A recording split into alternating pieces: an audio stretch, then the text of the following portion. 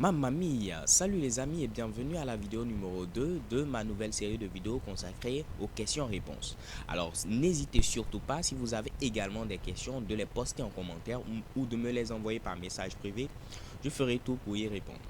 Dans cette vidéo, on va répondre à la question de Aziz Yerima, qui est la suivante. Merci pour ces vidéos. Moi, j'aimerais savoir s'il faut être forcément nombreux pour développer un site web géant.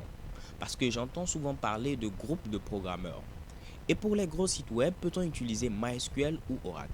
Donc la question d'Aziz Yerima est à deux volets. La première, c'est de savoir est-ce qu'il faut être nombreux pour développer un fabuleux site web. Et la seconde est de savoir également est-ce qu'en entreprise, pour une production en entreprise, il faut utiliser soit MySQL ou Oracle. Répondons d'abord à la première question de cette question. Alors la première question, est-ce qu'il faut être nombreux pour développer un site web géant? On va dire tout simplement non. Pourquoi?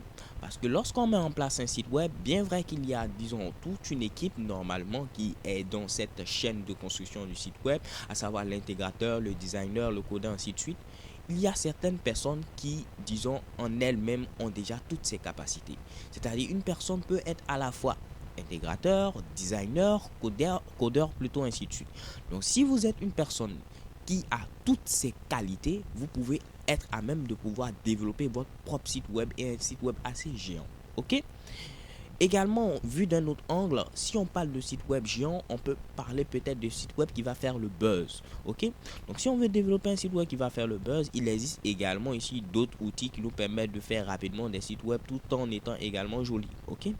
Donc, pour répondre globalement à cette question, on n'a pas forcément besoin d'être nombreux pour développer de gros sites web, à moins de pouvoir, disons, posséder en soi même toutes les capacités requises en chaque élément individuel d'une équipe de développeurs de sites web, ainsi de suite. Ok?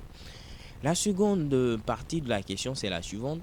Et pour les gros sites, peut-on utiliser MySQL ou Oracle? Ok? Donc MySQL et Oracle sont ce qu'on appelle des systèmes de gestion de bases de données.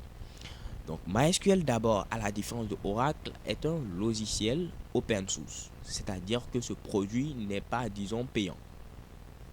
À la différence de Oracle qui, quant à lui, est payant.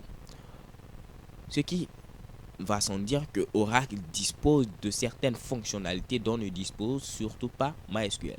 Donc si on veut développer des sites web géants, même à la base, on peut commencer avec MySQL, mais au fur et à mesure, si par exemple ici, je vais dire le nombre d'utilisateurs connectés à votre site web, si on prend ce cas par exemple, ça grandit, il faudrait être à mesure de pouvoir stocker ici une masse d'informations comme c'est le cas sur Facebook. Donc au niveau de Facebook, on ne va pas forcément ici utiliser par exemple MySQL. On peut utiliser d'autres systèmes de gestion de bases de données beaucoup plus évolués comme par exemple Oracle. Ok? Donc cela dépend du type de site web que vous voulez mettre en place. Sinon à la base, MySQL peut déjà faire l'affaire. Mais si on passe à un niveau avancé, généralement en production d'entreprise, on utilise Oracle qui est une solution payante mais qui vaut vraiment le coup. Donc j'espère avoir répondu aux deux questions d'Aziz Yerima et n'hésitez surtout pas à poster vos questions également en commentaire ou de me les envoyer en message privé. So thank you guys for watching, don't forget to subscribe and have a nice day. XOXO.